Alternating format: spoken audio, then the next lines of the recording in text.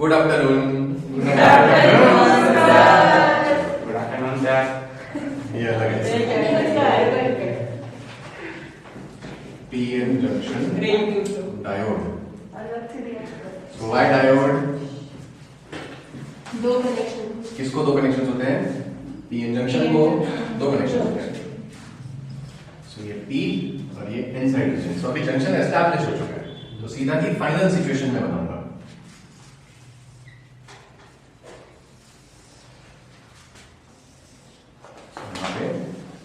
ये potential barrier, depletion region को और क्या बोलेंगे? Space charge. ये स्पेस चार्ज है। क्यों स्पेस चार्ज? चार्ज है पर मोबाइल नहीं है। यही रीजन है जो चार्ज है। इनफैक्ट ये अनचार्ज रीजन है, ये अनचार्ज रीजन है, बट ये कंडक्ट कर सकते हैं। इनमें जो चार्ज कैरियर्स है वो मोबाइल है, इसमें इमोबाइल चार्ज कैरियर्स है, इसके लिए स्पेस चार्ज। ओके, सो अभी भी यहाँ पे होल्स ज्यादा ही है ये रीजन में, कुछ इलेक्ट्रॉन्स हैं, इलेक्ट्रॉन्स अभी भी ज्यादा है, कुछ होल्स हैं। यहाँ पे इलेक्ट्रॉन्स और होल्स नहीं है, बट ये रीजन्स चार्ज है। सो पी साइड वाला कौन सा चार्ज है? पॉजिटिवली चार्ज है। मारो पकड़ के उसको। नेगेटिव चार्ज है। पी साइड वाला नेगेटिव चार्ज है, ये नेगेटिव चार्ज होता है, और यहाँ पे एन साइड पे पॉजिटिव चार्ज होता है।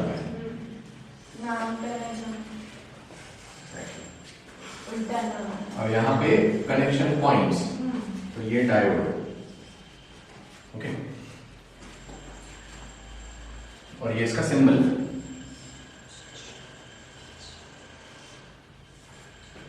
तो ये सिंबल में ये एरो करंट की डायरेक्शन इंडिकेट करता है, तो इसके लिए ये पी साइड एनोड और ये N side cathode. I don't think तुम लोग को कोई निमोनिक चाहिए याद रखने के लिए। करंट एंटर इधर से हो रहा है, उसी को एनोड बोलते हैं, जहां से करंट एंटर होता है। ओके, अभी पर ये जो सिचुएशन है, ये एनोड और ये कैथोड, ये आइडियल सिचुएशन है। आइडियल मतलब परफेक्ट सिचुएशन है, ठीक है। तो एक आइडियल पीएन जंक्शन डायोड में करंट इस तरफ फ्लो करता है, इस तरफ फ्लो नहीं करता है, ठीक है। तो उसको, ऐसे डायोड को हम बोलेंगे ideal diode. So ideal PN junction diode क्या करता है? It allows the flow of current from P to N side.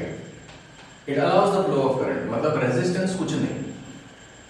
An ideal diode provides zero resistance or very less resistance from P to N and infinite resistance from N to P. So ये ideal diode होता है।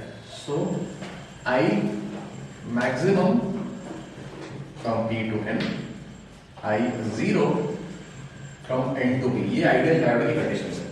और तुम लोगों को काफी सारे question ideal diode के हैं। इनमें ideal diode आ भी सकते हैं MCQ में कि what is an ideal diode। यहाँ पे डायग्राम्स आ सकते हैं कि इनमें से आइडियल डायोड बताओ कौन सा है, तो वो डायग्राम चूज कर लेंगे जहाँ पे मैक्सिमम करंट हो और पीछे जीरो करंट दिखा हो, ठीक है। रियलिटी में ऐसा नहीं होता है। रियलिटी में काफी बार डायोड पीछे भी कंडक्ट कर लेते हैं, but then we say it has been broken down, ठीक है। तो वो क्या करते हैं वो देखते हैं। तो पहले फॉरवर्ड कंडीशन देखते हैं, P to N।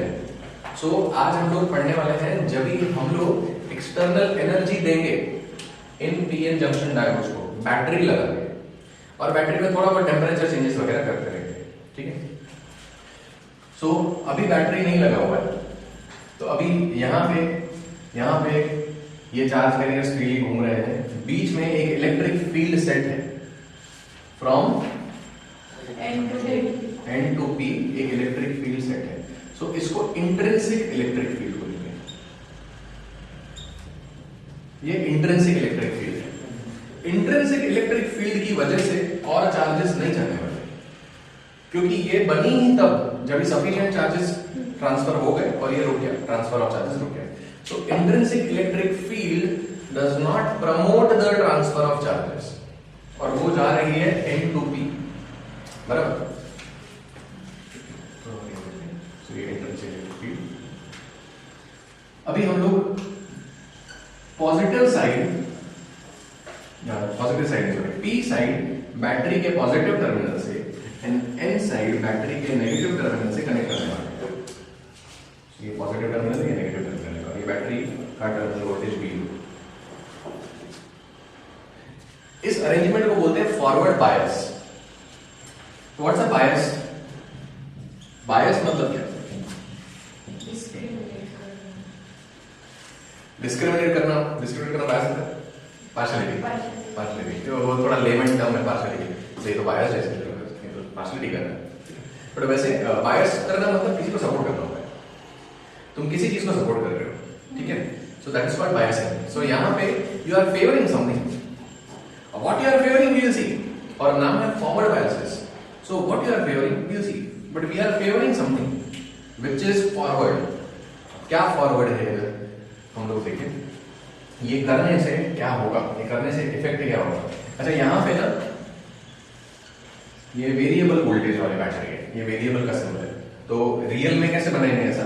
तो रियल में क्या किया जाता है, ये रियोस्टैट होता है,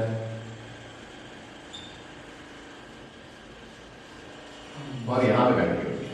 रियल में ऐसे किया जाता है।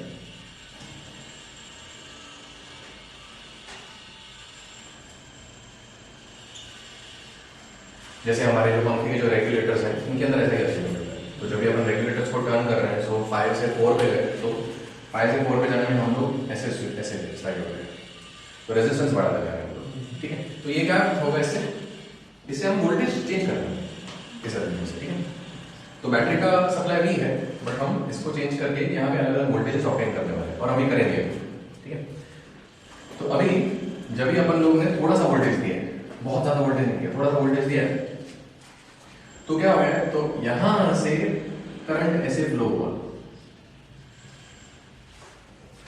और यहां से इलेक्ट्रॉन्स देने से, तो इलेक्ट्रॉन्स इधर से एंटर होना चाहते हैं, कन्वेंशनल करंट इधर जा रहा है।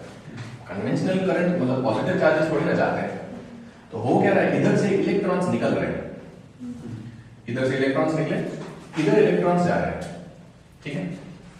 अभी अंदर एक इलेक्ट्रिक फील्ड एक्स्ट्रा सेटअप हो गई है, ये वाला साइड पॉजिटिव बैटरी की वजह से पॉजिटिव, और ये वाला साइड नेगेटिव ये बैटरी की वजह से हुआ है। तो ये जो इलेक्ट्रिक फील्ड सेटअप हो गई है पॉजिटिव से नेगेटिव, P से N साइड, पॉजिटिव टर्मिनल से negative terminal of the battery, P से N साइड, ये एक्सट्रिंसिक इलेक्ट्रिक फील्ड है।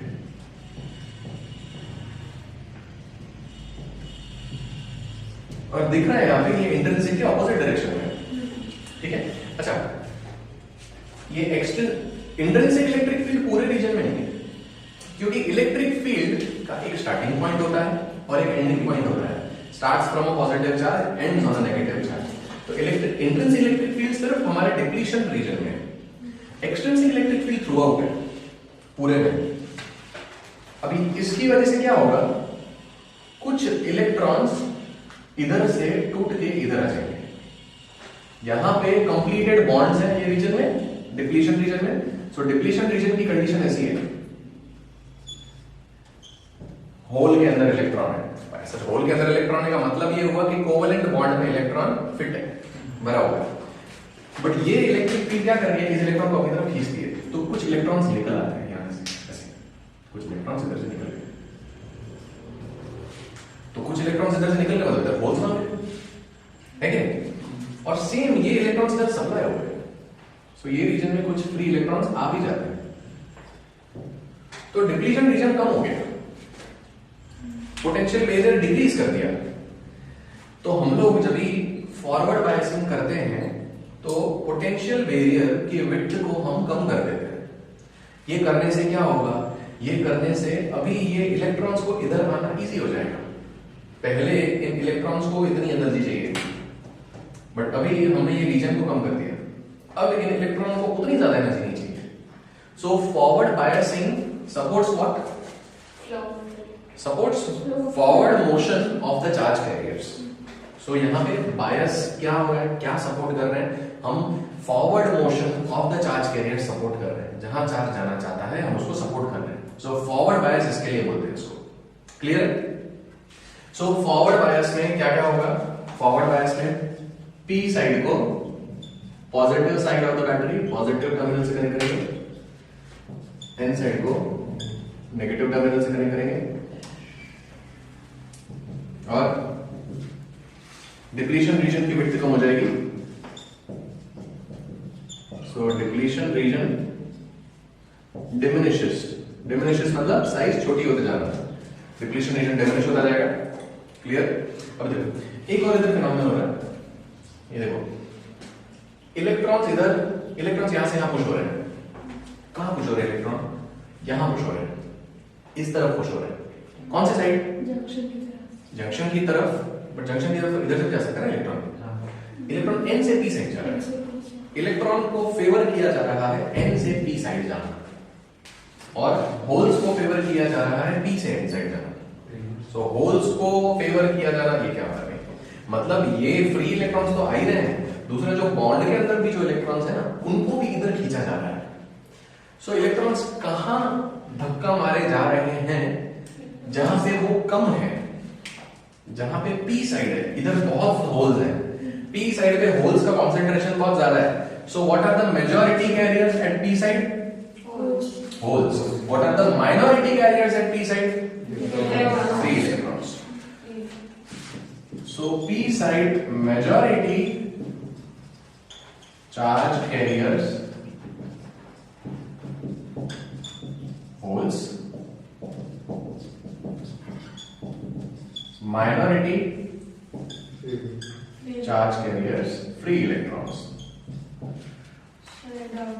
एक मिनट एंड होल्स को यहां पे भेजा जा रहा है। सो यहां पे होल्स को भेजा जा रहा है का मतलब है कि यहां से बॉन्ड तोड़ के भी इलेक्ट्रॉन्स निकलने वाले हैं, तो यहां पे होल्स बढ़ जाएंगे। तो हम लोग चार्जेस को कहां भेज रहे हैं? जहां वो कम है। इस प्रोसेस को बोलते हैं minority carrier injection, minority charge carrier injection. ठीक है, इसमें क्या जो होता है minority charge carrier injection. So this is a popular name. Minority charge carrier injection happens in forward biasing of a p-n junction diode. मतलब क्या? Minority charge carrier injection मतलब तुम इंजेक्ट कर रहे हो चार्जेस को। कहाँ इंजेक्ट कर रहे हो? जहाँ पे वो कम है, तो जहाँ पे वो माइनॉरिटी में है। तो this minority charge carrier injection मतलब the support of charges to a place where there are less. ठीक है, ये फॉरवर्ड बायसिंग हुआ। अभी फॉरवर्ड बायसिंग का एक ग्राफ देखने का आपको, बोलो ईशा। मतलब जितने इलेक्ट्रॉन्स वहां पे खींचेंगे उस साइड इलेक्ट्रॉन नहीं खींचेंगे, इस साइड इलेक्ट्रॉन इस साइड खींचेंगे। हाँ, इस साइड। हाँ, इधर से सप्लाई कर रही है बैटरी, जाओ बेटा, पर धक्का इधर ही मार रही है। बैटरी इलेक्ट्रॉन्स को इधर ही दे रही है, वो तो सप्लाई इधर से हो रहा है, डायरेक्शन देखो इलेक्ट्रॉन्स का ऐसा है। ठीक है, और यहां से निकाले जा रहे हैं इलेक्ट्रॉन्स। सो डायरेक्शन होल्स का ऐसा है। क्लियर? डाउट क्या था मेरे को पता नहीं चला, बट क्लियर समझ गए। चलो गुड। सर अगर हम वोल्टेज जब इनिशियल था, जब वो जो हमने जो बैटरी से जो इलेक्ट्रिक फील्ड बनी, हाँ, वो इससे कम हुई, तो वाली ट्रांसफर होंगे ना इलेक्ट्रॉन? होंगे ना, थोड़े होंगे, थोड़े होंगे ना। तो जितना देखो ये बना क्यों था जंक्शन? जब ये ड्रिफ्ट और डिफ्यूजन इक्वल हो गए थे। अभी हम क्या कर रहे हैं? हम उल्टा ड्रिफ्ट कर रहे हैं, तो डिफ्यूजन तो वापस जाएगी। सो होंगे, तुम थोड़ा भी इलेक्ट्रिक फील्ड डालो तो होंगे, बट वो ग्राफ के थ्रू अभी और थोड़ा बेटर समझ में आएगा। ठीक है, सो ग्राफ में और अगर हम इक्वल हो गए तो फिर क्या इक्वल हो गए? तो जो हमने बैटरी से इलेक्ट्रिक फील्ड बनी और जो अंदर इलेक्ट्रिक फील्ड, हाँ, तो वही जाएंगे, चार्जेस जाएंगे अंदर। ऑलरेडी दो करंट्स इक्वल हो चुके हैं, अंदर ऑलरेडी दो करंट्स इक्वल हो चुके हैं, डिफ्यूजन और ड्रिफ्ट। अभी ये करके हम किसको सपोर्ट कर रहे हैं? ड्रिफ्ट करंट कौन से साइड था? P to N या N to P? Drift current N to P था। पक्का बात है, इधर ही था, N to P था। Drift current N to P था कि P to N था? N to P था। पक्का? हाँ। Drift current is from N to P। Confidence नहीं है। ड्रिफ्ट करंट मतलब क्या? जो इलेक्ट्रॉन है उसका मूव होना, किसकी वजह से? Electric field. इलेक्ट्रिक फील्ड की वजह से। इलेक्ट्रिक फील्ड की वजह से, देखो इलेक्ट्रिक फील्ड की वजह से इलेक्ट्रॉन इधर जाएगा, इलेक्ट्रिक फील्ड की वजह से इलेक्ट्रॉन इधर जाएगा। हाँ, अंदर इलेक्ट्रिक फील्ड ऐसी है, इलेक्ट्रॉन इलेक्ट्रिक फील्ड के ऑपोजिट जाता है,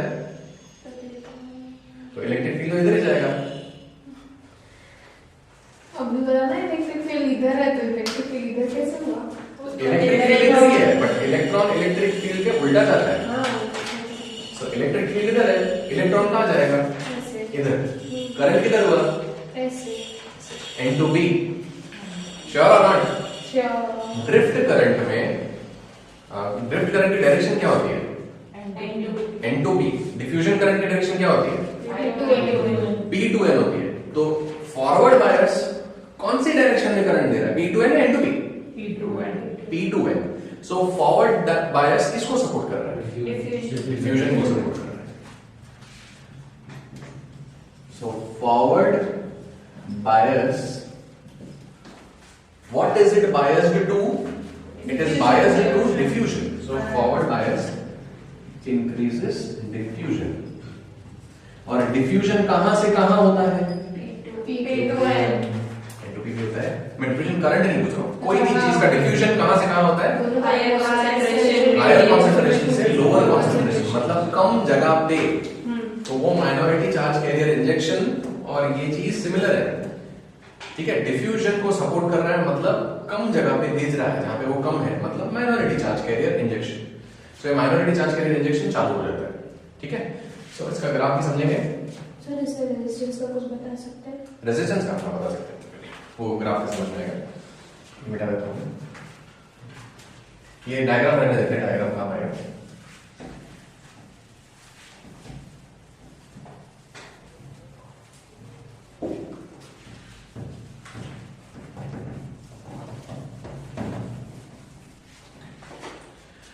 अभी हम लोग क्या करेंगे, हम लोग वोल्टेज या वोल्टेज एक्स एक्सिस पे करना चाहिए, क्योंकि ये हमारे कंट्रोल में है। तो यूजुअली जो चीजें हमारे कंट्रोल में होती हैं, जो इंडिपेंडेंट चीजें होती हैं, उनको हम लोग एक्स एक्सिस पे रखते हैं। तो हम लोग ये वोल्टेज को चेंज करने वाले हैं, उसके साथ देखेंगे कि करंट कितना चेंज हो रहा है, ठीक है। So this is forward biasing, so current is in positive direction, ठीक है। तो अभी यहाँ पे जब भी कुछ भी वोल्टेज नहीं, ऑब्वियसली करंट जीरो है, फिर थोड़ा वोल्टेज दिया तो करंट इतना बढ़ेगा नहीं, क्योंकि अभी भी डिप्लीशन रीजन तो है। इलेक्ट्रॉन्स को मूव करने में प्रॉब्लम तो हो रही है, तकलीफ हो रही है, एनर्जी ज्यादा चाहिए, बट हम लोग ने थोड़ा थोड़ा मोशन चार्ज स्टार्ट करा दिया है। सो करंट बहुत स्लोली बढ़ेगा और स्ट्रेट लाइन में नहीं जाएगा, करंट ऐसे जाएगा। सो इसका अगर तुम ये ओम्स का कर्व देखो तो स्ट्रेट लाइन नहीं है, तो यहाँ पे रेजिस्टेंस ऑब्वियसली कांस्टेंट नहीं है, ठीक है। पर डिप्लीशन रीजन धीरे धीरे कम होते जा रहा है।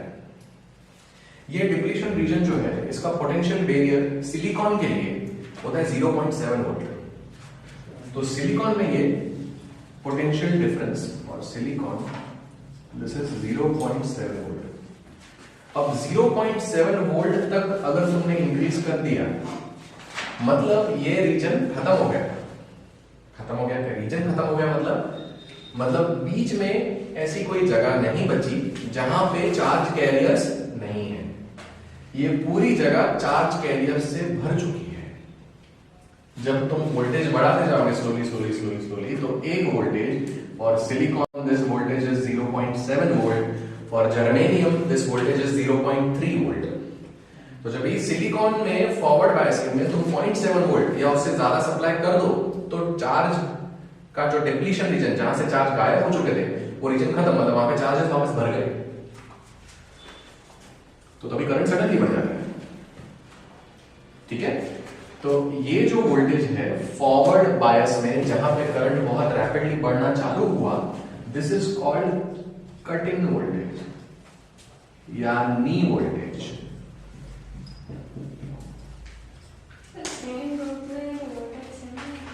सेम कौन सा ग्रुप? सिलिकॉन और जर्मेनियम सेम ग्रुप, तो वोल्टेज सेम। क्यों सेम? ऐसा थोड़ी है, दोनों का अपना खुद के न्यूक्लियस से डिस्टेंस अलग अलग है।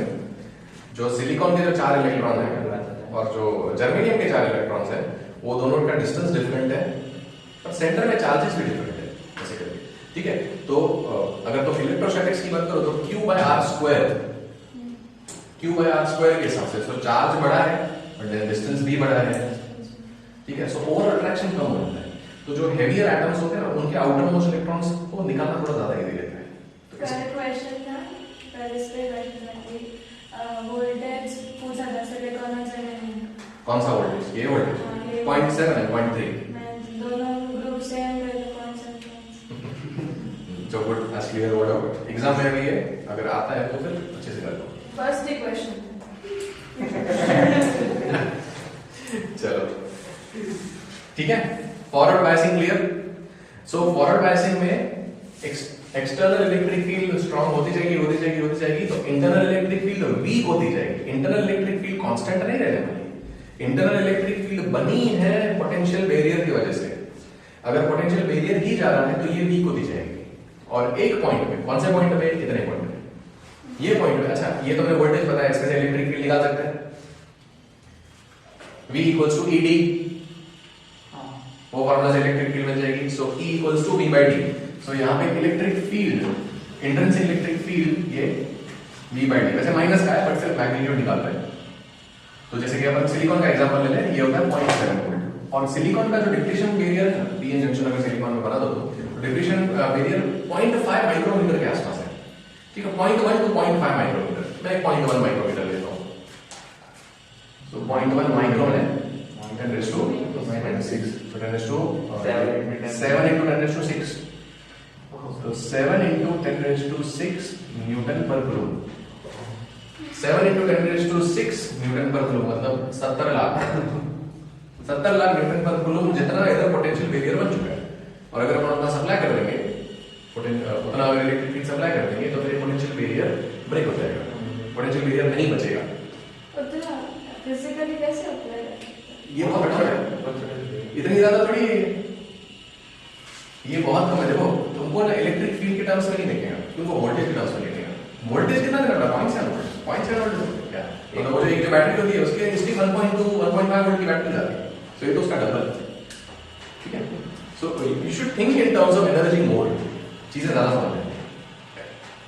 अभी जैसे कि एयर का डाइलेक्ट्रिक स्ट्रेंथ है 3 लाख या 3000 वोल्ट पर mm, मतलब एक mm के डिफरेंस पे अगर 3000 वोल्ट्स जब का पोटेंशियल डिफरेंस है तो स्पार्क निकलेगा।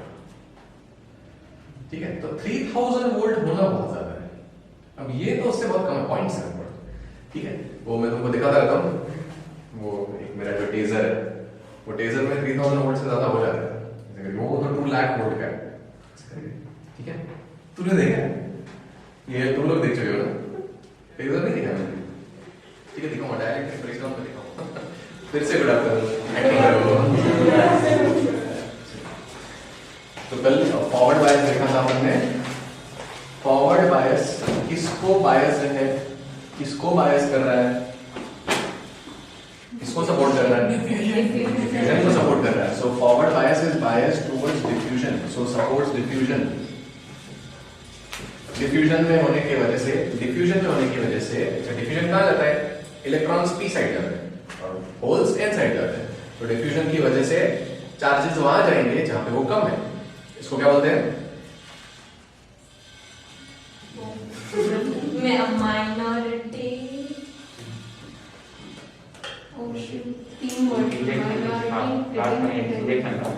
Minority something injection.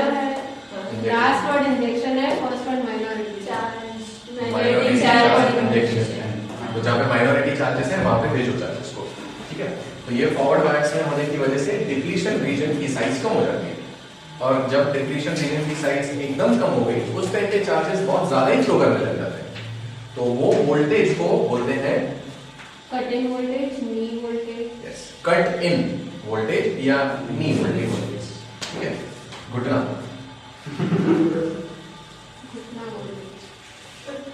आज देखते हैं रिवर्स बायस। तो अगेन ये हमारा डिप्लीशन रीजन, मतलब यहाँ पे सारे बॉन्ड्स फुल है। ये P, ये N साइड, यहाँ ये नेगेटिव साइड है,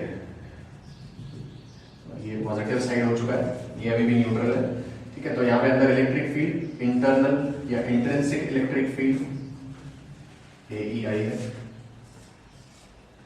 अभी इसका पॉजिटिव टर्मिनल को एक्सटर्नल बैटरी, ये वेरिएबल बैटरी के नेगेटिव टर्मिनल से कनेक्ट करो एंड बैटरी का पॉजिटिव डायोड के एन साइड कनेक्ट करो। So P side connected to negative terminal, N side connected to positive terminal. This is called reverse bias. ये हमारे forward bias है. पिछला वाला bias है. So this is reverse bias. So obviously reverse bias किसकी तरफ biased होगा? Drift. तो reverse bias supports drift या it opposes diffusion. ऐसा करके सोचना थोड़ा बेटर है. It opposes diffusion. Reverse bias opposes diffusion, same as supports drift. Okay. अभी होता क्या अंदर देखते हैं.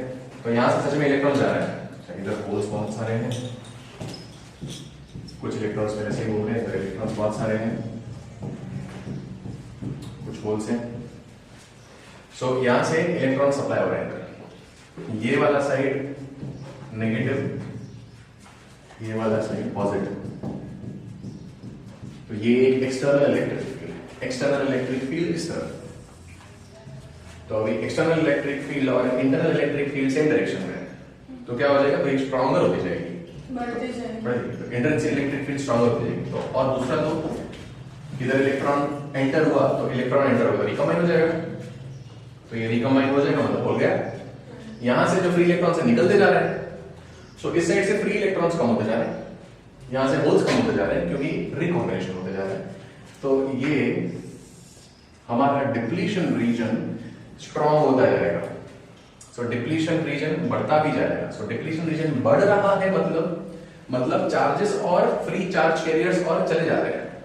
सो यहाँ पे रिकॉम्बिनेशन की वजह से जा रहे हैं, यहाँ पे इलेक्ट्रॉन्स निकल रहे हैं, इलेक्ट्रॉन्स मोबाइल होते हैं.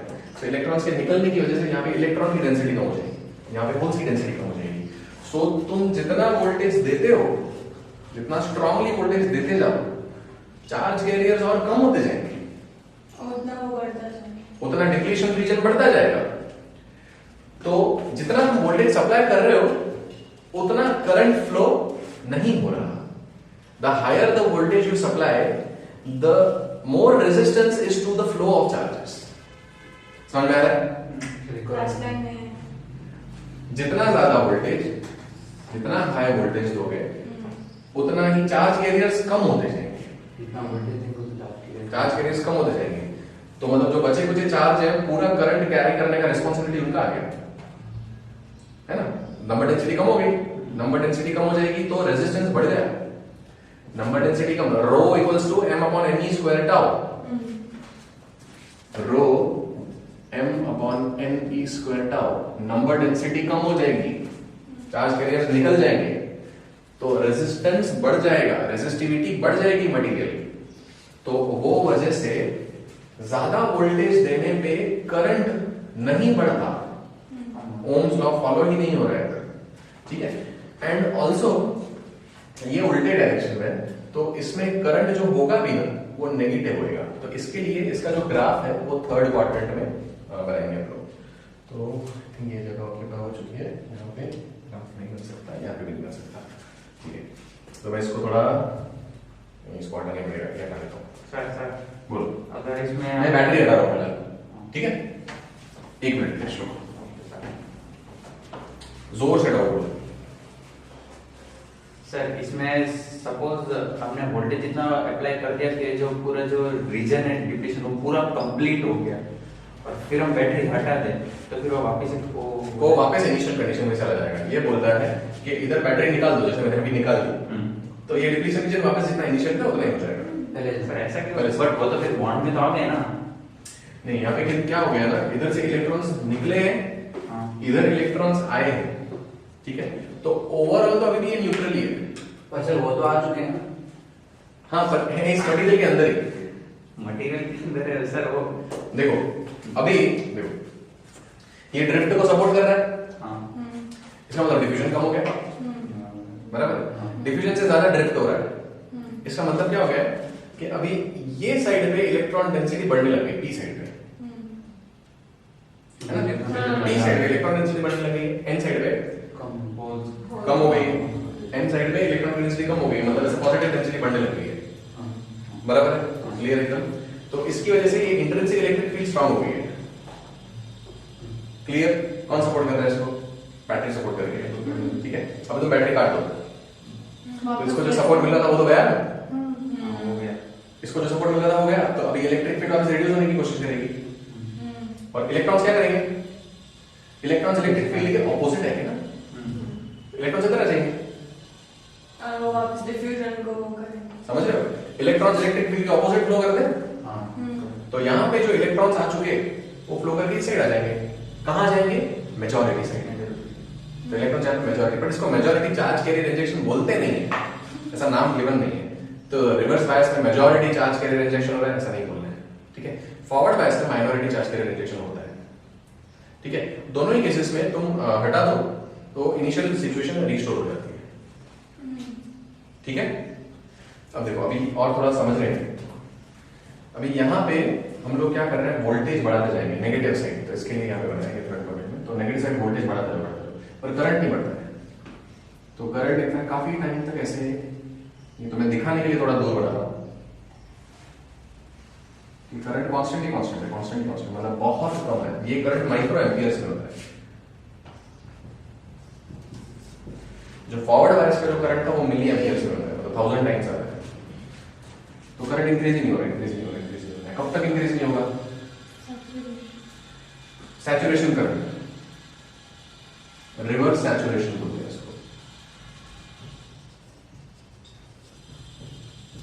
अभी एक पॉइंट पे डिप्लीशन रीजन बहुत स्ट्रांग हो चुका है। अभी अपन क्या कर रहे हैं, वोल्टेज और बढ़ाते हैं। सुनना ध्यान से, अभी जो फिनोमेनन होने वाला है वो अभी तक जो सेमीकंडक्टर्स का अपन ने पढ़ा उससे थोड़ा विपरीत फिनोमेनन है। अब हम लोग एक लिमिट पे आ चुके हैं जहां पे वोल्टेज इंक्रीज करते गए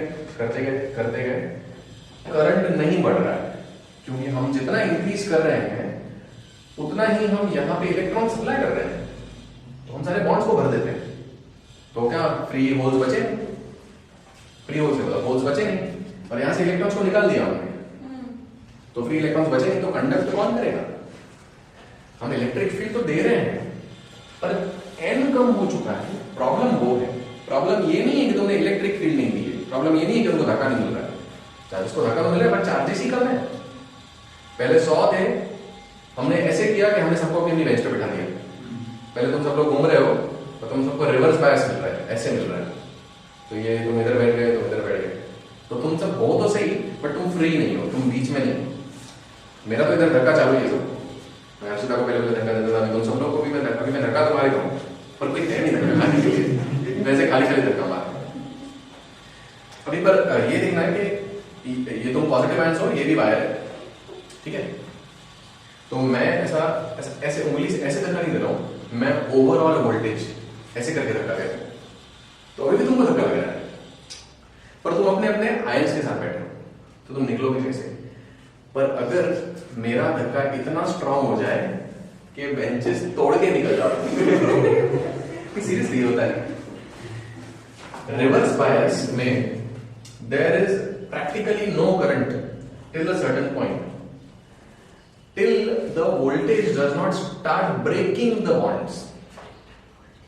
एक पॉइंट पे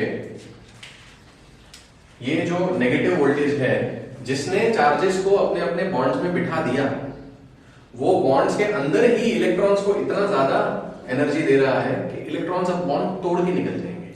मैं धक्का अभी भी ऐसे ही दे रहा हूं,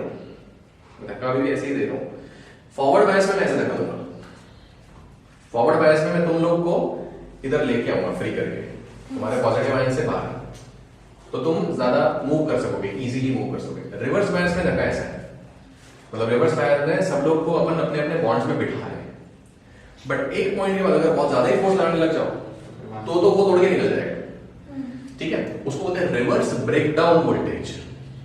तो रिवर्स ब्रेकडाउन वोल्टेज वो वैल्यू ऑफ वोल्टेज जहां पे इलेक्ट्रॉन्स अपने बॉन्ड ब्रेक करके निकले, और उनको बॉन्ड ब्रेक करने के लिए एनर्जी रूम टेम्परेचर से नहीं मिलती है, उनको बॉन्ड ब्रेक करने के लिए एनर्जी बैटरी सप्लाई कर रही है। तो बैटरी इतना धक्का दे रही है उनको कि वो बॉन्ड के अंदर से तोड़ के निकल रहे हैं। इसको बोलते हैं reverse breakdown voltage. Reverse breakdown voltage के बाद फिर करंट सडनली बढ़ जाता है, ठीक है। तो ये रिवर्स करंट है। तो यहां पे ब्रेकडाउन इसका नाम क्यों पड़ा? क्योंकि अभी क्योंकि अभी इसका रिवर्स कैरेक्टरिस्टिक जो था वो ब्रेक डाउन हो चुका है। आइडियल डायोड कैसा होना चाहिए? बढ़ना चाहिए। आइडियल डायोड कल अपन ने डिस्कस किया था। आइडियल डायोड कैसा होना चाहिए? जितना बैटरी को सप्लाई। वो आइडियल डायोड वो कंडक्टर हो गया। आइडियल डायोड होना चाहिए जो फॉरवर्ड में सब कुछ अलाउ करे, जो रिवर्स में कुछ भी नहीं अलाउ करे। डायोड का जो सिंबल है हाँ वो ये होना चाहिए। आइडियल डायोड में ये एनोड होना चाहिए और ये कैथोड होना चाहिए। हम यहाँ पे क्या कर रहे हैं? हम यहाँ पे उल्टा करवाने की कोशिश कर रहे हैं। हम इसको एनोड बनाने की कोशिश कर रहे हैं, तो नहीं बनेगा वो। और अगर बन गया तो बोलते हैं कि it has been broken down. इसके लिए इसको रिवर्स ब्रेकडाउन वोल्टेज बोलते हैं कि ये वोल्टेज पे अभी ये डायोड आइडियल नहीं रहा है, तो ये डायोड में उल्टा करंट हम चलाना पॉसिबल कर देंगे। तो क्या एक डायोड में इसका एन साइड एनोड हो सकता है? हो सकता है, बट वो डायोड फिर ब्रेक डाउन हो गया है। ओके, समझे? तो ये जो ब्रेकडाउन हुआ है ना, इस ब्रेकडाउन के दो कॉजेस हैं। पहले तो हम समझ लें रिवर्स ब्रेकडाउन क्या है। समझ में आया सबको रिवर्स ब्रेकडाउन क्या है? रिवर्स ब्रेकडाउन क्या है बताओ हर्षिता। जब एकदम हाई वोल्टेज अपन देते हैं तो करंट बहुत ज्यादा इंक्रीज हो जाता है और ब्रेकडाउन हो जाता है वोल्टेज का। वोल्टेज का ब्रेकडाउन हो जाता है। वोल्टेज टूट गया, क्या टूट गया? डायोड टूट गया। डायोड टूट नहीं गया है, डायोड का कैरेक्टरिस्टिक टूट गया है। डायोड का कैरेक्टरिस्टिक है कि वो रिवर्स में फ्लो नहीं करवाना चाहता है, पर हम लोग ने इतना जबरदस्ती कर दिया कि उसके अंदर के हम लोग बॉन्ड्स तोड़ने लग गए। तो बोलते हैं कि अभी ये डायोड का कैरेक्टरिस्टिक गया है, so now it is no more an ideal diode. ठीक है, so that is called breakdown of the diode. Characteristic मतलब प्रॉपर्टी। तो जो डायोड की जो प्रॉपर्टी है कि फॉरवर्ड में सब कुछ फ्लो करवाना, रिवर्स में कुछ भी नहीं फ्लो करवाना, वो प्रॉपर्टी गई। ठीक है, so that is why we call it reverse breakdown voltage. Okay, clear? अभी रिवर्स ब्रेकडाउन वोल्टेज होने के दो प्रोसेसेस हैं, दो वजह से होता है। एक यहां से बहुत कुछ बैठा के रिवर्स ब्रेकडाउन देखते हैं हम। सो अभी ये डायग्राम में बॉन्ड्स कंप्लीट है सारे के सारे, मतलब हमारे पास चार्ज कैरियर्स नहीं बचे, ऐसे समझते हैं। इसका मतलब ये सिलिकॉन, फिर इधर एल्यूमिनियम होगा, इधर सिलिकॉन,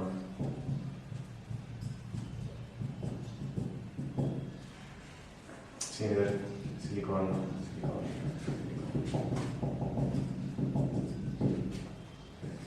भी ऑनलाइन होता तो ये सब ऐसे कॉपी पेस्ट होते थे। ऑनलाइन से जब भी फ्रेश क्लास में स्टार्ट किया, मैं लिख के ऐसा करके ट्रैक करने की कोशिश।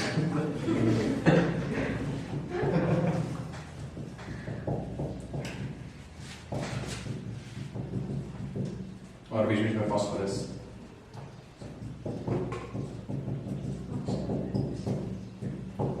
इनसाइड फॉस्फोरस होंगे ना। अभी पर फॉस्फोरस क्या अपने इलेक्ट्रॉन्स लूज कर चुका है, इसके लिए ये साइड पॉजिटिव हो चुका है, ये साइड नेगेटिव हो चुका है। ठीक है, इसलिए एल्यूमिनियम के पास एक इलेक्ट्रॉन कम होना चाहिए, उसके पास है, तो एल्यूमिनियम के पास एक इलेक्ट्रॉन एक्स्ट्रा है, तो इसके लिए ये वाला साइड नेगेटिव है, तो P side is negative, N side is positive.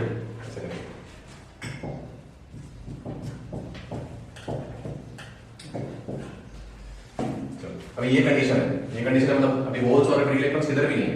ठीक है, अभी रिवर्स वोल्टेज बढ़ाता जा रहा है। तो अभी ये जो इलेक्ट्रॉन जो बॉन्ड के अंदर जो बैठे हुए हैं, ये जो बॉन्ड के अंदर इलेक्ट्रॉन्स बैठे हुए हैं, ये सब अभी बहुत ज्यादा वाइब्रेट होना शुरू कर रहे हैं। मूव नहीं कर रहे हैं, पर अंदर ही बहुत वाइब्रेट होना शुरू कर रहे हैं। अरे बाहर से बहुत इलेक्ट्रिक फील्ड मिल रही है, हम तो शेक हो रहे हैं। ठीक है, ये साइड नेगेटिव है, तो इलेक्ट्रॉन्स ऑब्वियसली वो साइड जाने की कोशिश कर रहे हैं। तो एक इलेक्ट्रॉन क्या करता है, ये सिलिकॉन का एक बॉन्ड का एक इलेक्ट्रॉन है, तो ये ना ये इधर जाने की कोशिश करता है, ऐसे जाता है, बट देन फिर ऑसिलेशन की वजह से वापस आता है, इधर जाता है। तो ओवरऑल उसकी पोजीशन होनी चाहिए ये, वो ऐसे ऑसिलेट करता है। राइट साइड ज्यादा जा रहा है क्योंकि उधर पॉजिटिव चार्जेस है ना, वो पॉजिटिव टर्मिनल हो चुका है इसके लिए, तो राइट साइड ज्यादा जा रहा है। अब बॉन्ड लेंथ पढ़े हो तुम लोग केमिस्ट्री में, तो अगर ये बॉन्ड लेंथ से ज्यादा डिस्टेंस पे गया तो बॉन्ड टूट गया। तो ये बॉन्ड क्यों टूटा? वोल्टेज, एक्सटर्नल वोल्टेज की वजह से। एक्सटर्नली बैटरी से उतनी स्ट्रॉन्ग इलेक्ट्रिक फील्ड दे दी गई है कि वो बॉन्ड ही टूट गया, ठीक है। ये ऐसे बहुत सारे बॉन्ड्स टूटने लग जाते हैं बिकॉज ऑफ एक्सटर्नल वोल्टेज। ये जो ब्रेकडाउन हुआ इसको बोलते हैं जेनर ब्रेकडाउन। ओके, तो reverse breakdown are of two types, एक जेनर ब्रेकडाउन, दूसरा पढ़ते हैं। तो ये जो ब्रेकडाउन हुआ है, दिस ब्रेकडाउन, ये जहां पे इलेक्ट्रॉन्स भागने लग गए, ये इलेक्ट्रॉन्स अपने बॉन्ड को तोड़ के निकल रहे हैं because of external voltage supplied by the battery. So because of external voltage electron break free from the bonds. ध्यान रखना, ये थर्मल एनर्जी नहीं है, रूम टेम्परेचर की वजह से इलेक्ट्रॉन बॉन्ड तोड़ के नहीं निकले, बैटरी के एक्सटर्नल की वजह से। इसको बोलते हैं this breakdown, this reverse breakdown is called Jenner breakdown. Okay, और यूजुअली जेनर ब्रेकडाउन होता है लो वोल्टेजेस पे, तो मतलब इतनी लो नहीं कि ब्रेकडाउन ही नहीं हो, बट जेनर ब्रेकडाउन होता है 2 वोल्ट या उसके नीचे, एंड 2 वोल्ट इसके लिए काफी है, बराबर। अभी अगर तुम वोल्टेज और बढ़ा दो, ऑलरेडी तुम ब्रेकडाउन हो चुका है, ऑलरेडी इलेक्ट्रॉन्स अपना बॉन्ड तोड़ के निकल चुके हैं, बट तुम फिर भी इधर वोल्टेज तुम इंक्रीज करते जा रहे हो, तो क्या होगा, तो इन इलेक्ट्रॉन्स की स्पीड बढ़ेगी, और ये इलेक्ट्रॉन्स की स्पीड इतनी बढ़ेगी कि रास्ते में ये दूसरे इलेक्ट्रॉन्स को कोलाइड करके निकालते जाएंगे। That breakdown is called avalanche breakdown. Avalanche का मतलब पता है? एवेलांच सुना अंग्रेजी शब्द? तूफान नहीं होता एवेलांच,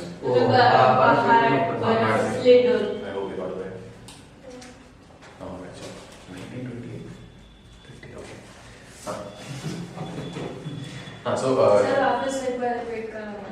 एवेलांच ब्रेकडाउन, हाँ तो मैं कर ही रहा हूँ। तो एवेलांच ब्रेकडाउन, एवेलांच का लिटरल मीनिंग है कि कोई चीज अपने साथ साथ दूसरी चीजों को भी लेके चले। जैसे तुम लोग अगर ऐसा अपने रोड पे निकल गए कि चलो चलो चलो हम लोग को मोर्चा निकालना है, तो तुम लोग एवेलांच क्रिएट कर रहे हो, ठीक है। यूजुअली ये टर्म यूज किया जाता है लैंडस्लाइड्स के लिए, तो यूजुअली बर्फ वगैरह के जो गोले अगर थोड़े से गिरने लग गए तो अपने साथ साथ और बर्फ के गोले गिराते रहते हैं। वो टॉम एंड जेरी में बहुत देखा जाता है, टॉम एंड जेरी में वो छोटा सा गिरा था, नीचे गिरते बड़ा हो जाता था, ठीक है। और जो बाहुबली गए, बाहुबली 2 में या 1 में, सीन में, हाँ 1 में, बाहुबली 1 में, बाहुबली तो देखिए सब, क्या 1 में देखिए, ठीक है। तो एवेलांच इज सम मॉलिक्यूल्स और some objects carrying other objects with them, उसको एवेलांच बोलते हैं। तो यहां पे एवेलांच ब्रेकडाउन होता है जब ऑलरेडी बॉन्ड तोड़े हुए इलेक्ट्रॉन्स दूसरे बॉन्ड वाले इलेक्ट्रॉन्स को कोलाइड कर करके निकालते हैं, ठीक है। वो होगा हायर वोल्टेजेस पे, ठीक है। सो इससे भी हाई, हाँ इससे भी हाई। सो ये बहुत हाई वोल्टेज नहीं है वैसे, ये 2 वोल्ट 3 वोल्ट ऐसा होता है। ऐसा होता है ना कि ज्यादा वोल्टेज अप्लाई किया तो वो बॉन्ड ब्रेक हो गया और वो इलेक्ट्रॉन्स निकल गए, दैट इज जेनर ब्रेकडाउन। और तुम फिर भी और वोल्टेज बढ़ाते जा रहे हो तो एवेलांच भी होने लग जाएगा, ठीक है। सो यू कैन एवेलांच, क्योंकि जेनर तो हो ही रहा है, बॉन्ड्स को तोड़ ही रहे हो तुम लोग एक्सटर्नल इलेक्ट्रिक फील्ड लगा के, एवेलांच ब्रेकडाउन भी हो रहा है, ठीक है। So the breakdown which happens because of, record हो रहा है, high voltage, not high voltage. The breakdown which happens because of collisions by other electrons, that is called avalanche breakdown. So avalanche breakdown is because of collisions with other electrons. ठीक है, तो ये दोनों breakdowns की वजह से reverse current suddenly बहुत increase हो जाता है एंड उस पॉइंट पे वोल्टेज कांस्टेंट हो जाता है। ये एक फिनोमेनन है, ये करंट बढ़ते जा रहा है, बड़ा वोल्टेज कांस्टेंट हो चुका है। फिर तुम बैटरी से कुछ भी कर लो, इलेक्ट्रॉन्स और टूटते जाएंगे और वोल्टेज कांस्टेंट रह जाता है। सो ये एक कैरेक्टरिस्टिक तुमको याद रखना है कि रिवर्स ब्रेकडाउन पे वोल्टेज कांस्टेंट हो गया, सिर्फ करंट ही बढ़ते जा रहा है। तुम भले बैटरी का वोल्टेज बढ़ाओ पर अंदर अप्लायंस के अंदर वोल्टेज कांस्टेंट हो चुका है, ठीक है। तो ये जो प्रॉपर्टी है रिवर्स ब्रेकडाउन की, इसको बोलते हैं जेनर कैरेक्टरिस्टिक। क्या है जेनर कैरेक्टरिस्टिक? रिवर्स ब्रेकडाउन पे only the current goes on increasing, the voltage becomes constant. This is Zener property. Okay, ये जेनर प्रॉपर्टी यूज होगी इलेक्ट्रिकल अप्लायंसेस बनाने में, ठीक है। तो वो नेक्स्ट टॉपिक है। कहां थे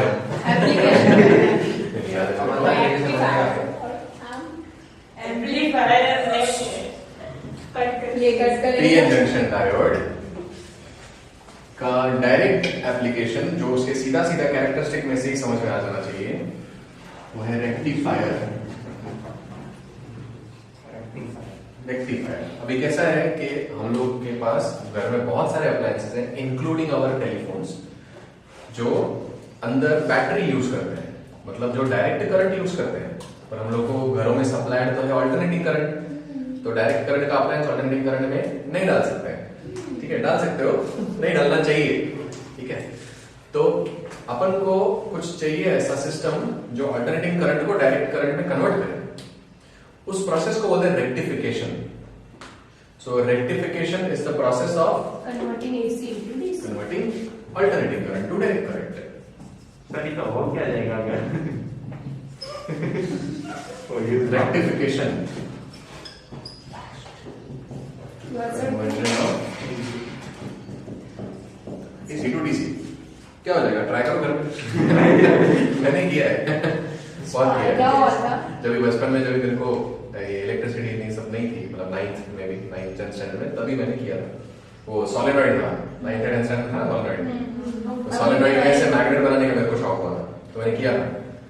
कॉपर की वायर लपेटी बहुत सारी, और वायर के 2 एंड्स डाल दिए, स्टार्ट कर दिया, तो और बाजू में मैग्नेट रख दिया। तो मेरे को लगा अभी मैग्नेट चिपक जाएगा इसको, ऐसे कर दिया। मैग्नेट तो नहीं चिपका, बट गया वो। क्यों हुआ सोच रहा हूँ। बट देन फिर इलेक्ट्रिसिटी जब डिटेल में आया 11th 12th में, तब मेरे को पता चला कि अरे ये ऑल्टरनेटिंग में तो ये जो सॉलिनॉइड बनाया उसका एक ही नॉर्थ पोल नहीं रहेगा, north south north south north south north south होते रहेंगे। कितने 50 हर्ट्ज का फ्रीक्वेंसी अपना इंडिया में 50 हर्ट्ज सप्लाई होता है, यूएस में 60 हर्ट्ज होता है, ठीक है। तो एक सेकंड में 50 बार ये वाला साइड नॉर्थ पोल होगा और 50 बार ये वाला साइड नॉर्थ पोल होगा। तो इसके लिए मेरा रखा हुआ मैग्नेट से वाइब्रेट करने लग गया था। तो ये वाइब्रेट क्यों कर रहा है, चिपक नहीं रहा है, ऐसे करके फिर लेकर हम समझ में आया, तो किया है ऐसे। तो ठीक है, तो इसको बोलते हैं रेक्टिफिकेशन। तो जिसमें ये सब नहीं करना पड़ेगा। मेरे को इसको अगर एक मैग्नेट बनाना है यूजिंग हाउस होल्ड इलेक्ट्रिसिटी, तो मेरे को डायोड यूज करना चाहिए, ठीक है। फिर जब मेरे को सेंस आया, मैंने डायोड यूज किया, वापस से वो सक्सेसफुल हुआ, ठीक है। तो सॉलिनॉइड बना हुआ मेरा अभी भी पड़ा है।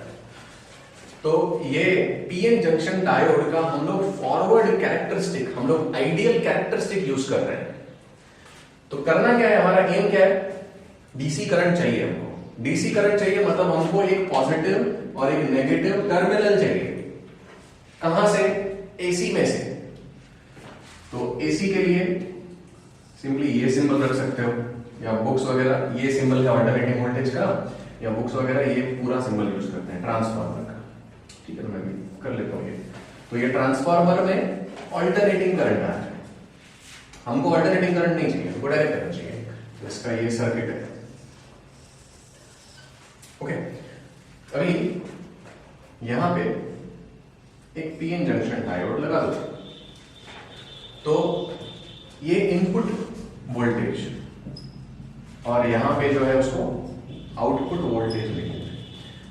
तो इनपुट अल्टरनेटिंग वोल्टेज है, इसका मतलब उसका ग्राफ ऐसा है। So voltage versus time graph ऐसा है उसका। इसका मतलब हाफ साइकिल पे वोल्टेज पॉजिटिव है, करंट ऐसे जाना चाहिए, और नेक्स्ट हाफ साइकिल पे करंट ऐसे आना चाहिए। तो half cycle positive voltage, half cycle negative voltage, ये अल्टरनेटिंग कैरेक्टरिस्टिक है। अल्टरनेटिंग ऐसा होता है।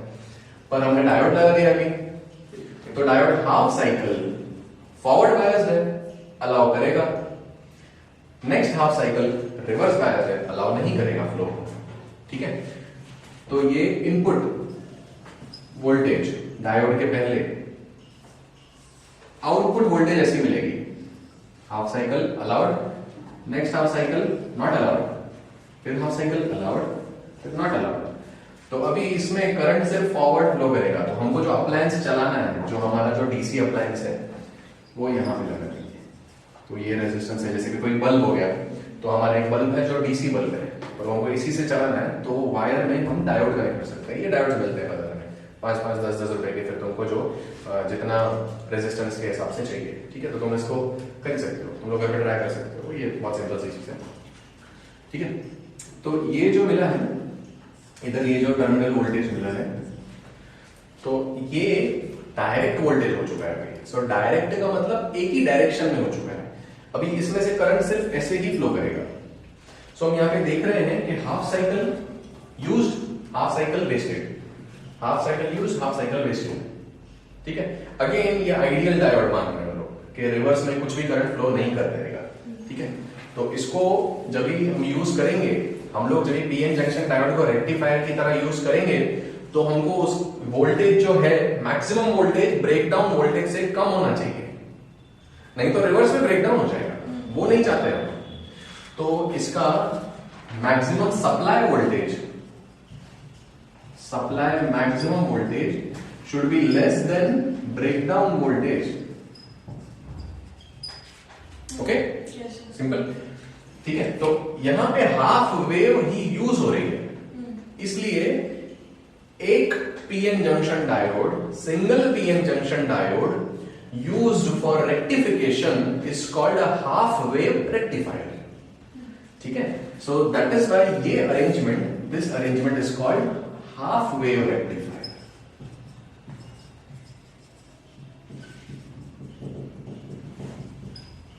बट रेक्टिफायर ये बल्ब जलेगा, पर कितना जलेगा, ऐसा फ्लिकर कर करके चलेगा, पर उतना फ्लिकर करेगा कि हम देख नहीं पाएंगे, बहुत फास्ट फ्लिकर करेगा। हम लोग का आंखों का कैसा है ना, हम लोग को 25 फ्रेम्स या 16 फ्रेम्स पर सेकंड से ज्यादा अगर कुछ फास्ट, अगर कुछ स्लो होएगा, तो हम लोग को वो दिखेंगे कि फोटोज है, हम लोग को वो फ्लिकर करते हुए दिखेंगे। एक सेकंड में कोई इवेंट 16 फ्रेम्स से ज्यादा होता है ना, तो हम लोग को वो कंटिन्यूस इवेंट लगता है। तो that is the idea behind motion picture. जो मूवी थिएटर्स में जो रील चलाते हैं, तो वो ऐसे चलाते हैं कि वो 16 फ्रेम्स पर सेकंड से तो ज्यादा हो। As such, the lowest is 9 frames per second. Human beings का वो lower limit है, भाई 9, और पर वो सबकी आंखों का अलग अलग है, थोड़ा थोड़ा डिफरेंट होता है, ठीक है। बट दिस 9 फ्रेम पर second is the lowest for humans. मतलब क्या हुआ इसका, मतलब अगर 9 से कम एक सेकंड में तुमको फोटो दिखाए, तो तुमको पता चलेगा कि ये तो फोटोज है। पर अगर एक सेकंड में 9 से ज्यादा फोटोज दिखाए और सिमिलर फोटोज है, तो तुमको लगेगा ये तो वीडियो चल रहा है। तो वो जो रील होती है मूवी की, उसमें एक्चुअली फोटोज होते हैं, इसके लिए उसको मोशन पिक्चर बोलते हैं, मूविंग पिक्चर्स है वो। तो वो प्रोजेक्टर के सामने से एक सेकंड में स्टैंडर्ड है 16 फ्रेम्स पर सेकंड, और थोड़ा हाई अच्छा क्वालिटी हो तो 25 फ्रेम्स पर सेकंड। अगर 50 फ्रेम्स पर सेकंड हो, 60 फ्रेम्स पर सेकंड हो, तो वीडियो एकदम रियल जैसा दिखेगा। जैसे मैं जो वीडियोस अपलोड करता हूँ ना, मेरा फिक्स्ड है, मैं 50 फ्रेम्स पर सेकंड पे अपलोड करता हूँ। तो तुम लोग एक मेरा वीडियो देखो, तुमको लगेगा सच में क्लास चल रही है, सर इधर उधर चल रहा है। यूजुअली जिसको पता नहीं होता है ना, तो डिफॉल्ट सेटिंग इज 25 फ्रेम्स पर सेकंड, तो तुमको लगेगा कि हम लोग टीवी देख रहे हैं। बट मेरे वीडियोस तुम लोग यूट्यूब पे भी देखो ना, तुम लगेगा कि नहीं ये सच में ऐसा लग रहा है कि क्लास में बैठे हुए। So it is so because I have increase the number of frames in the video, तो मैं वो इंक्रीज करके करता हूं, ठीक है। सो यहाँ पे बल्ब के साथ भी वही होगा, हाफ वेव्स यूज होंगी, ठीक है। पर हमको अभी ये एनर्जी जो रिवर्स एनर्जी वो क्या हो जाती है, वो वेस्ट हो जाती है हीट में, उसकी वजह से डायोड गर्म होने लग जाता है, तो वो यूज नहीं होती, वो वेस्टेड एनर्जी है। हमको क्या चाहिए कि हम पूरी एनर्जी यूज करें। तो इसके लिए हम लोग चाहते हैं कि हम फुल वेव रेक्टिफायर बनाएं, और फुल वेव रेक्टिफायर बन सकता है। तो उसका सर्किट डायग्राम थोड़ा डिफरेंट है।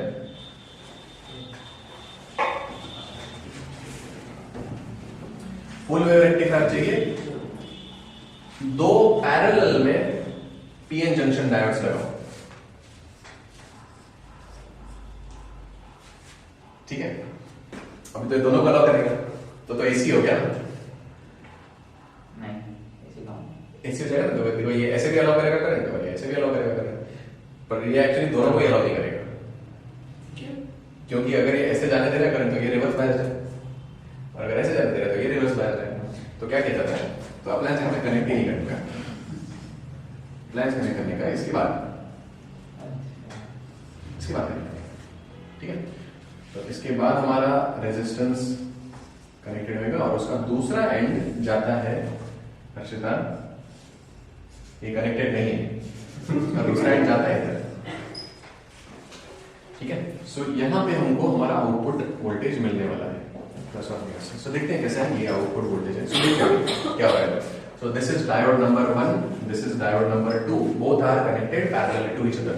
दोनों के पैरेलल कनेक्शन में से एक कॉमन वायर निकाला जाएगा और वो होगा हमारा जो अप्लायंस यूज कर रहे हैं उसके पॉजिटिव टर्मिनल पे। अप्लायंस के नेगेटिव टर्मिनल से फिर एक और वायर निकाल के इन दोनों के पैरेलल के बीच में, इनपुट के बीच में सेंटर में कनेक्ट कर दिया जाएगा। तो अब क्या हो रहा है, अब जब ये वेव है तो ये फॉरवर्ड बायस है, ये रिवर्स बायस है, करंट ऐसे तो ये चलने नहीं देगा। तो ये फॉरवर्ड बायस ये अलाउ करेगा और ये करंट पूरा इधर जाएगा, इसमें से निकल के यहां पे आएगा। फिर जब ये साइकिल नेक्स्ट हाफ तो करंट ऐसे जा रहा है, तो ये रिवर्स बायस है, ये नहीं काम करेगा, ये फॉरवर्ड बायस करेगा, तो ये करंट सप्लाई करेगा इधर, तो यहां से। तो अल्टीमेटली इसको ऊपर से ही करंट मिलने वाला है। तो यहां पे दोनों वेव्स यूज हो रही है, बट ये वन डायोड ऊपर वाला डायोड की वजह से, ये सेकंड डायोड, ये फर्स्ट डायोड, ये सेकंड डायोड की वजह से, तो दो डायोड्स लगा दिए जो दोनों हाफ वेव्स को यूज करके हमको दे रहे हैं, ठीक है। तो इसके लिए इस अरेंजमेंट को parallel arrangement of PN junction diodes so that they are giving current in the same direction, this is called a full wave rectifier.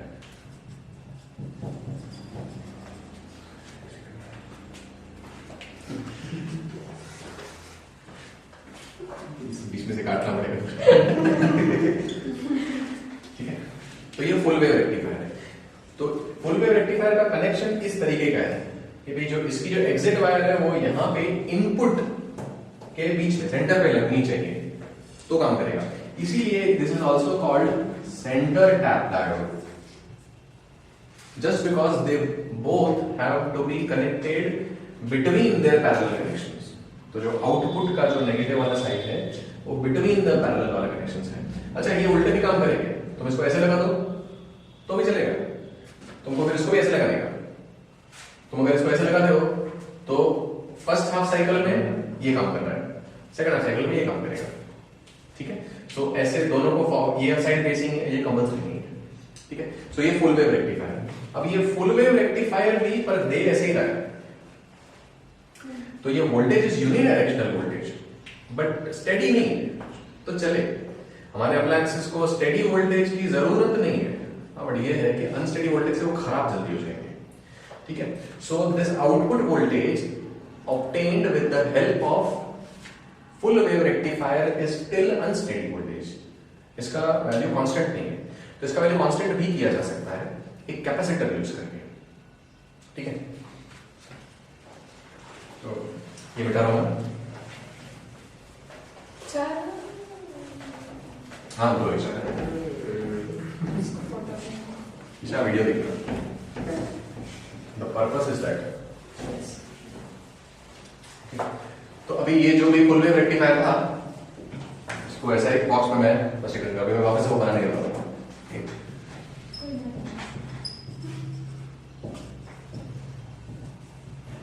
तो फुल वेव रेक्टिफायर, तो इसका इनपुट क्या है, एसी, और यहाँ पे अंदर दो डायोड्स लगे हुए और पैरेलल में से एक वायर ऐसे करके घूम के जा रही है। तो हमको क्या चाहिए, हमको अब इसको स्टेडी वोल्टेज में कन्वर्ट करना है। तो क्या करेंगे, तो इसके साथ ना आगे एक कैपेसिटर लगा देंगे।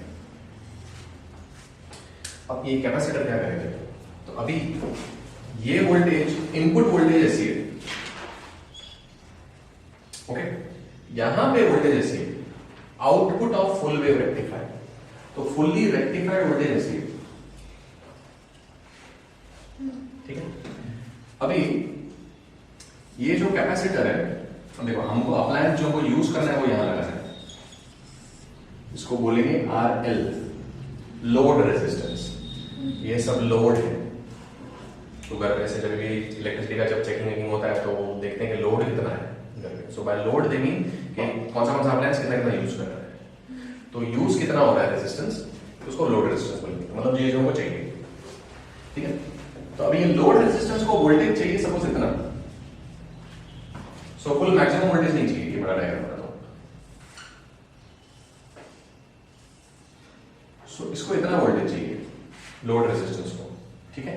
तो कैपेसिटर इतना बनाया जाएगा, कैपेसिटर वो सी कैपेसिटेंस का रखा जाएगा कि यहां पे वोल्टेज V चाहिए, इससे अगर एक्सेस वोल्टेज आती है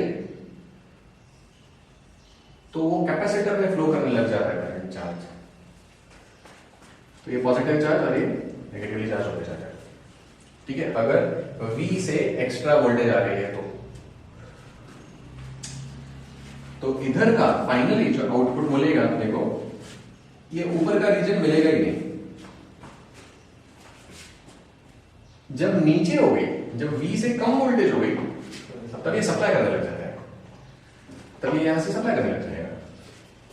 तो शुरू में ऑब्वियसली स्टार्टिंग में तो ऐसे जाएगा, बट देन ये ऑलमोस्ट फिर स्टेडी हो जाएगा। तो ये जो लो रीजन्स हुए थे वहां पे कैपेसिटर ने सप्लाई कर दिया, जो हाई रीजन्स थे वहां पे कैपेसिटर खुद चार्ज होने लग गया, ठीक है। एंड अगेन ये 1 सेकंड में उतनी बार होने वाला है जितना हमारा फ्रीक्वेंसी है, जितना हमारा इनपुट फ्रीक्वेंसी है, सो 50 टाइम्स फॉर इंडिया। तो ये हमको ऑलमोस्ट एक स्टेडी करंट जैसा मिल जाएगा, ठीक है।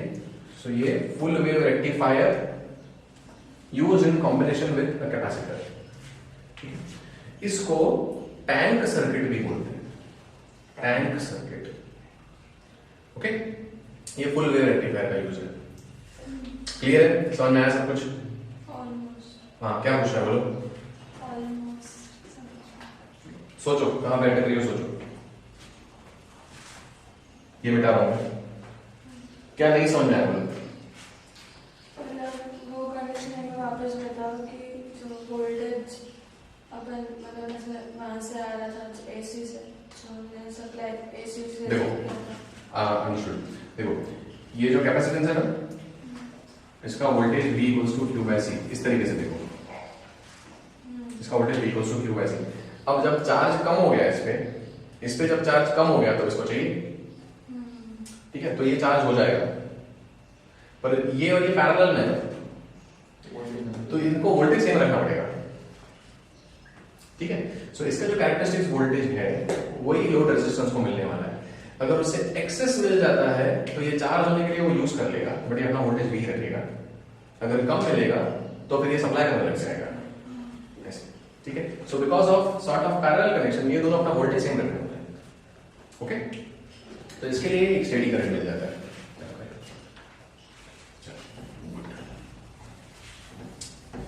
अच्छा, देखना टाइम कितना हुआ है उसमें?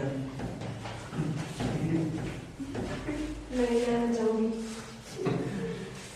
नीचे से देखिए, सर काट देंगे। 17, 56, 57, 58, ओके 59। गुड, ठीक है। तो ये फॉरवर्ड बायस का एक यूज था, अभी रिवर्स बायस का यूज देखते हैं। ऐसे मरे हुए क्यों देख रहे हो? देखते हैं कि कल देखते हैं, आज देखते हैं क्या है इसका, तो देखते हैं, चलो क्या टाइम हुआ है? 3:20 अब 3:30 का बाय टेस्ट है। सर आप क्या मैक्स करेंगे देखिए। ठीक है, तो फिर जरा डाउट कर लेंगे। मिलते हैं अगली वीडियो के जेनर डायोड, ठीक है।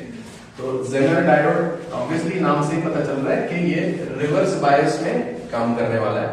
अब जेनर डायोड का नाम इसलिए नहीं पड़ा है कि वो जेनर ब्रेकडाउन की वजह से होता है, चाहे एवलांच ब्रेकडाउन हो चाहे जेनर ब्रेकडाउन हो, डायोड को जेनर डायोड ही बोलते हैं, एवलांच डायोड नहीं बोलते हैं, ठीक है।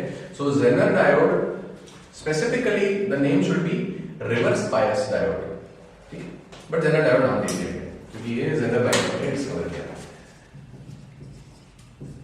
सो जेनर डायोड में दो तरीके के प्रोसेसेस होंगे, एक तो जेनर ब्रेकडाउन होगा जो किसकी वजह से होता है?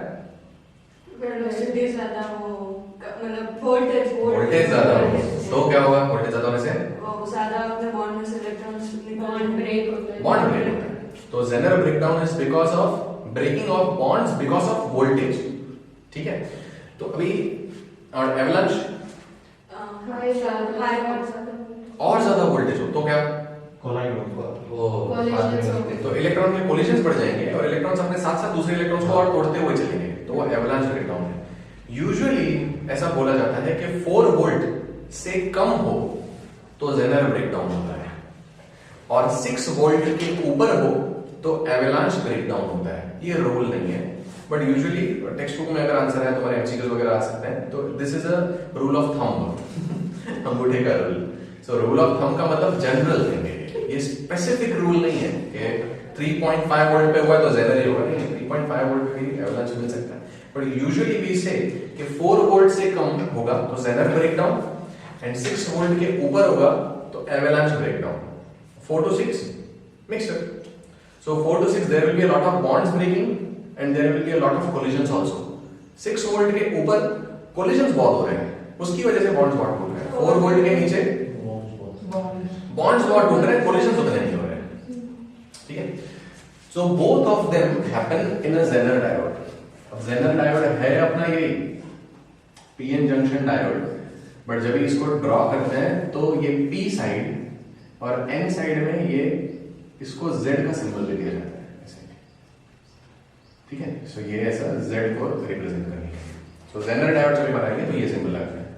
ठीक है, अभी जेनर डायोड हम लोग को काम में लगाना है उसके ब्रेकडाउन वोल्टेज पे। जेनर डायोड का ब्रेकडाउन वोल्टेज पे कैरेक्टरिस्टिक क्या है? ब्रेकडाउन के बाद क्या होता है वोल्टेज को? कांस्टेंट हो जाता है, करंट इंक्रीज होते जाएगा।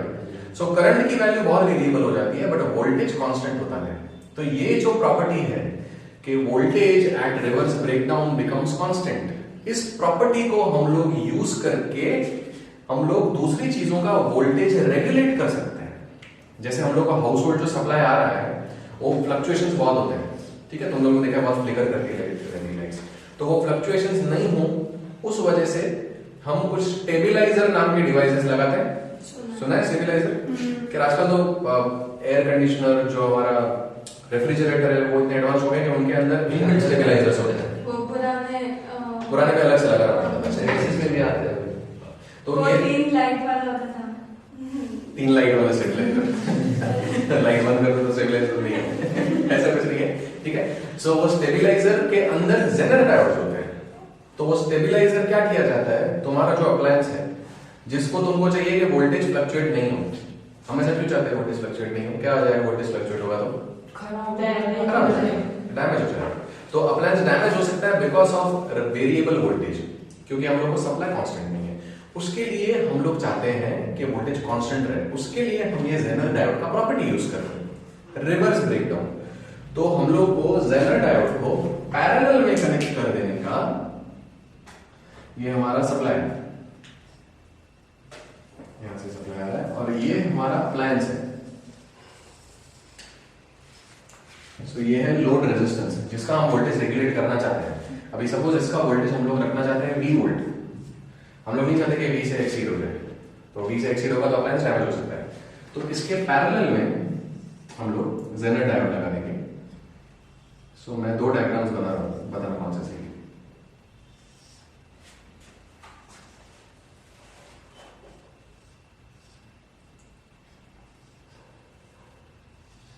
तो या ऐसे लगा सकते हैं या ऐसे लगा सकते हैं, या दोनों भी सही है, हो सकता है।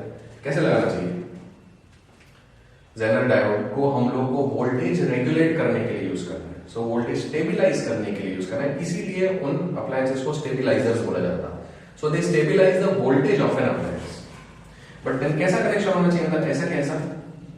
लेफ्ट साइड में ये वाला क्यों? तो यहां से N side positive pay connected है और P साइड नेगेटिव पे कनेक्टेड है, तो ये वाला रिवर्स बायस है, तो ये रिवर्स बायस है, और आइडियल वाला रिवर्स में, और ये रिवर्स है, फॉरवर्ड है। ये P side negative positive terminal और N साइड नेगेटिव टर्मिनल, सो ये फॉरवर्ड बायस है। तो कौन सा करेक्ट है? फॉरवर्ड वाला।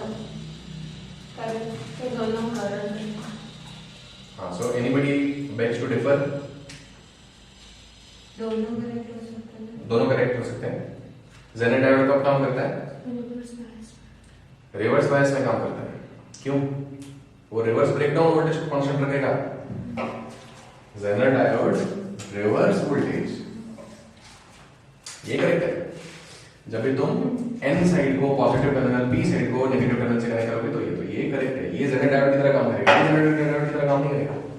ये तो दे देगा जितना चाहिए, इसका रेजिस्टेंस कुछ नहीं है, इसका है तो, पर इसमें वोल्टेज जितना रहेगा वोल्टेज इसमें भी इतना रहेगा।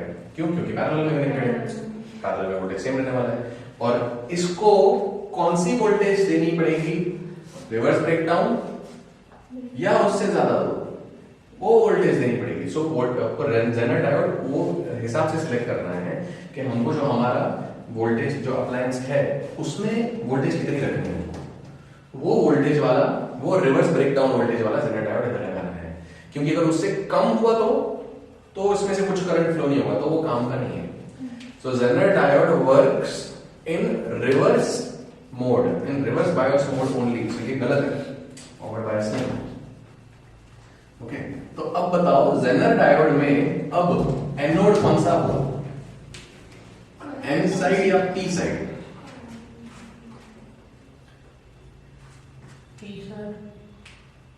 पी साइड एनोड हुआ। क्यों? ऐसे करंट वो आरएस में तो लिखा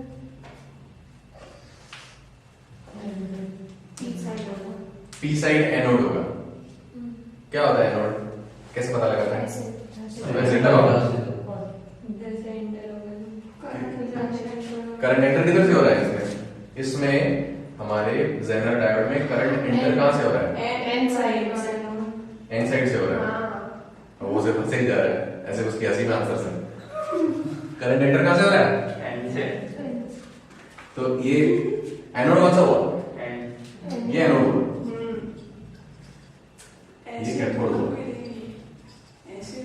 फिर मैंने किया एसिड है फंडामेंटल, बाकी सब चीजें चेंज हो सकती हैं।